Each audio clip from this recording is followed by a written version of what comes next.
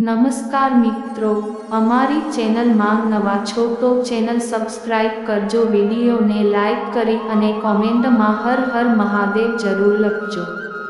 તો ચાલો આજનો વિડીયો ચાલુ કરીએ।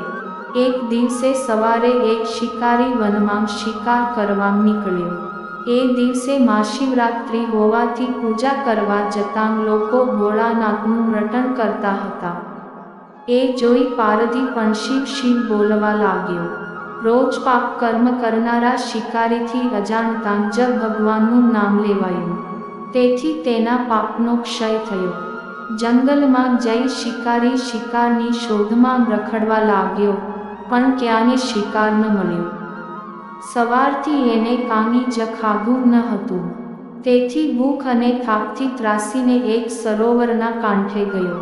સાંજ પડી ગઈ હતી, તેથી તેને એવો વિચાર કર્યો કે હમણાં કોઈ પ્રાણીઓ અહીં પાણી પીવા આવશે, હું તેનો શિકાર કરીને ઘરે લઈ જઈશ।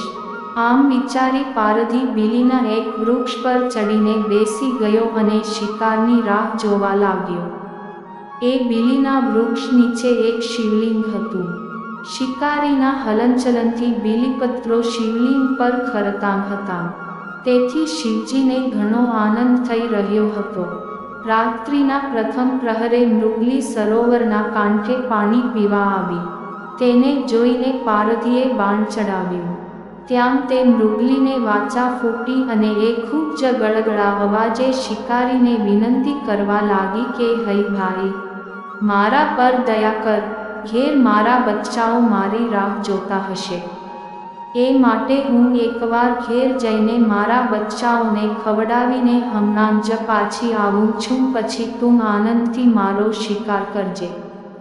મૃગલીને આ રીતે બોલતી જોઈને શિકારીને ઘણી નવાઈ લાગી અને તેને ઘેર જવાની રજા આપી। મોતના મોઢામાંથી છૂટેલી મૃગલી પાછી ફરે એવો જરાય પણ વિશ્વાસ ન હતો, છતાં ગમ્મત ખાતર એને મૃગલીને જવા દીધી અને એને ઊંઘ આવી જાય છે એ માટે વૃક્ષની ડાળ પર પડખા ફેરવતો શિવ શિવ રટવા લાગ્યો। રાતના બીજા પ્રહરે મૃગલી પતિ સરોવરના આરે પાણી પીવા આવ્યો।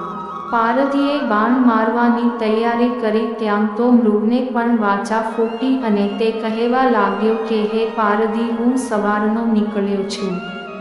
મૃગલી અને મારા બે નાના બચ્ચા મારી વાટ જોતા હશે, હું બધાને એક કરીને હમણાં જ પાછો આવું છું। શિકારીને ખૂબ જ લાગણી હતી તે મૃગની આવી દીન વાણી સાંભળીને શિકારીને તેના પર દયા આવી ગઈ અને તેથી તેને મૃગને જવા દીધો।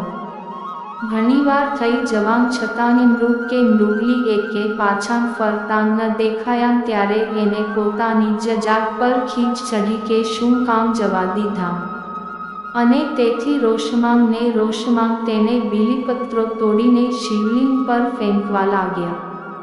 છેક રાત્રિના ચોથા પ્રહરે એને મૃગલી અને તેના બે નાના બચ્ચાને લઈને આવતા જોયા અને તે ચારેય એક સાથે મરવાની તૈયારી બતાવી ત્યારે શિકારીને થયું કે આ ચારેય પશુ હોવા છતાં તેઓ કેટલા સાચા બોલા અને એકબીજા ઉપર પ્રેમ રાખવાવાળા છે, અને હું તો માણસ જાત હોવા છતાં પણ કેટલો દુષ્ટ છું।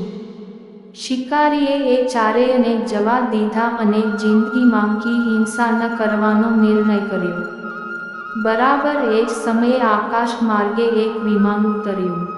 દેવદૂતે પારધીને અને ચારેય મૃગલાને વિમાનમાં બેસાડ્યા। મૃગલાઓ નક્ષત્ર લોકમાં વાસ પામી મૃગ શીર્ષ બન્યા અને પારધી સ્વર્ગે ગયો।